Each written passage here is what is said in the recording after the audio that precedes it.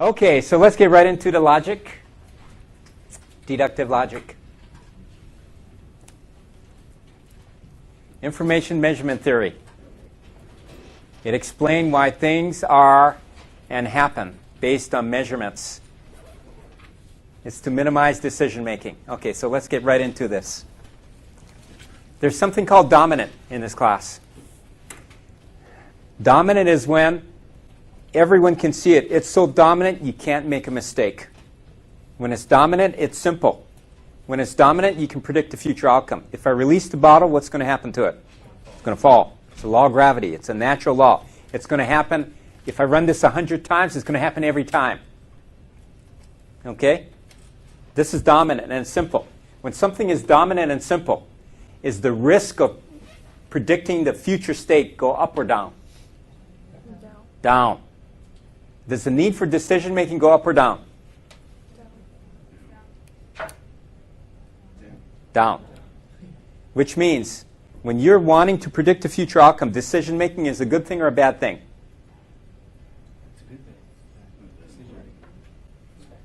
Okay, wait a minute. Okay, this is so simple, but it's confusing. Okay, look, you can see my thumbs, right? Okay, when risk goes up, is it more dominant or less dominant? Less dominant. Decision making go up or down when the risk is going up? Up. Decision making up, risk up. Is decision making a good thing or a bad thing? It's a bad thing. Does that make sense? Okay, when something's dominant, this is the initial conditions. When I release it, what's the final conditions? It's on the floor, right? The initial conditions always govern what? The final conditions. Does that make sense? When you can see it accurately, basically the initial conditions will predict the final conditions. When people make decisions, is it because it's simple and dominant or confusing? Confusing. When it's simple and dominant, the initial conditions dictate the final conditions. When it's confusing, people will make decisions based on what's actually there or what's not there. What's not there.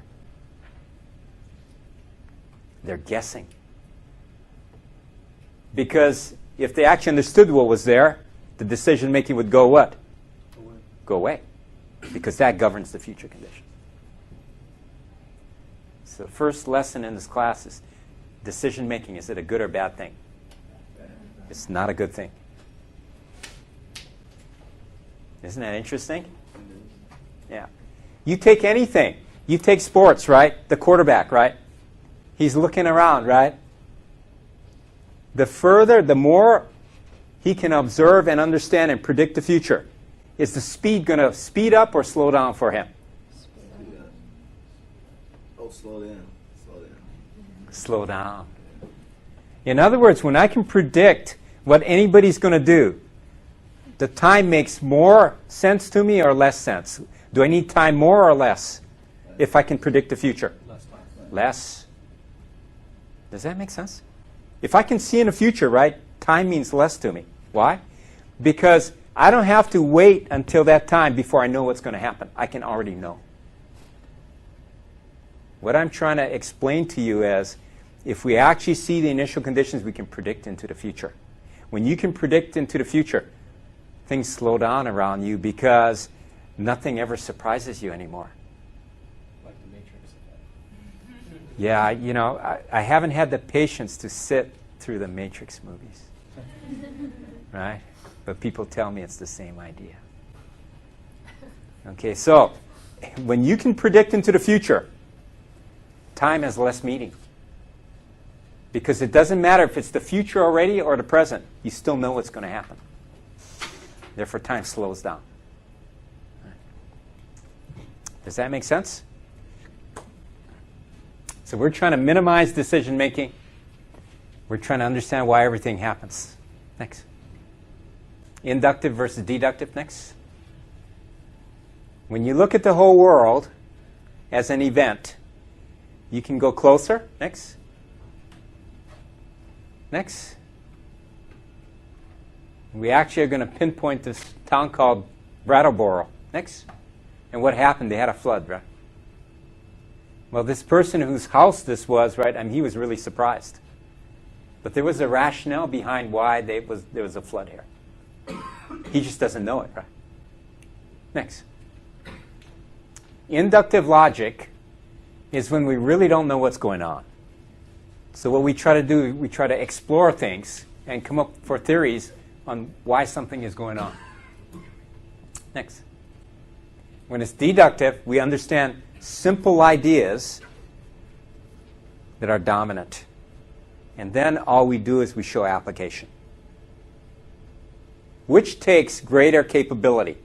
Inductive or deductive logic? Inductive. You need to figure it out versus. No, the deductive takes more capability because when it's deductive, you can see everything clearly. And how many people can see everything clearly? Very few. So the majority of research in the universities is inductive. They try to get large samples and they try to find out what's going on in a sample, right? That's inductive. Next. Okay, so you got inductive and deductive, right? Why does deductive take more capability?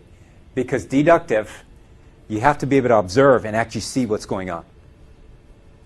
And how many people can actually see what's going on in complex situations? Very few. Right? I mentioned something in the other class. Late last week in the New York Times, there was an article. The Chinese have developed a ballistic missile that can penetrate our defenses here in the U.S. Good, bad, important, not important? Important? Why would it be important? We need information to know how to react to it. Okay. So, if you all hear that the Chinese have a missile that can penetrate our defenses, right, and hit one of our major cities, how many of you are really worried? Anybody worried? I'm not. And I'm going to tell you why. Right now in China, it's the biggest manufacturing machine the world has ever seen, right? And there are more people working in China now than ever worked before. They're getting paid more money. Their biggest marketplace is where? The U.S. Why would they nuke their breadbasket? Does that make sense? No, that's totally, I mean, that's an article written by somebody who's totally blind, who wants to scare people to fear another country, right? But in actuality, if you understand and went into China today, their infrastructure, their factories, everything, it's going at such a high rate that if the U.S. ever disappeared and stopped buying from China, what would happen to the Chinese economy? Oh, it'd be disastrous. Does that make sense? So instead of nuking the United States, what is China doing? They're actually buying everything so that it doesn't go under. They're buying our bonds. They're investing in our stock market, right? Trying to make sure that the U.S. doesn't go under, right? Because they realize if the U.S. went under, their country would go boom. They'd have so many social problems, right? Does that make sense? Yeah, see, things aren't what they seem to be. It's really an amazing thing. Okay, and we're gonna get so you get really quick at this. And by the end of the class, I want you to be able to answer any international situation, any question on why are they doing it, why is it going on. I want you to understand why wars are going on and what's going on in the Middle East and why it's going on and what can stop it. I mean, you'll become an expert on everything without knowing anything. And you'll be better than people who have studied it for like 20, 30 years. Okay?